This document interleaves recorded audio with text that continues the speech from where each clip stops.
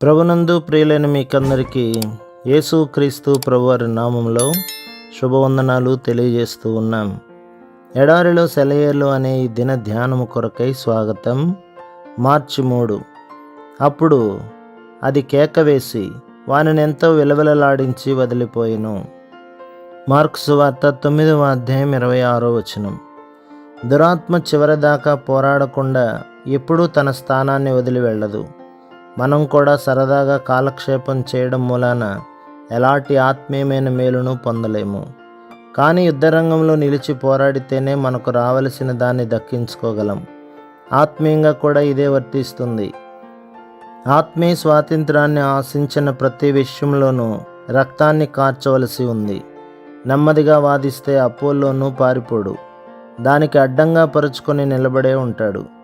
మనం కన్నీళ్ళు రక్తం గార్చి మన దారిని సుగమం చేసుకోవాలి. ఇది మనం గుర్తించుకోలేకపోతే మనకున్న ఇతర భారాలకి ఈ అజ్ఞాన భారాన్ని చేర్చుకున్న వాళ్ళమవుతాము. మనం తరిగి పుట్టింది శిశు సంరక్షణ కేంద్రాల్లో మెత్తని పట్టు పరుపులో పడుకోవడానికి కాదు, ఆరు బయట నిలబడి తుఫాను తాకిడిని తట్టుకోవడానికే. దాని బీభత్సంలో నుంచి మన శక్తిని జురుకోవడానికే. ఘోర శ్రమల ద్వారా దేవుని రాజ్యంలో ప్రవేశించాలి. చెరసాల, ఖడ్గం, అగ్నిగుండం అన్నిటికీ ఎదురు నిలిచిన మన తండ్రుల విశ్వాసం. ఈ మాటలు వింటే మనకెంత గర్వం. మన తండ్రుల విశ్వాసం పరిశుద్ధ విశ్వాసం. దానికి వారసులమవుదాం. చీకటి కొట్టుల్లో గొలుసులతో కట్టారు.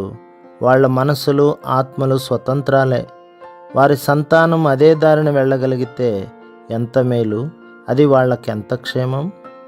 ప్రభు మిమ్మును, మీ కుటుంబములను, మీ సంఘములను దీవించి ఆశీర్వదించునుగాక. ఆమేన్.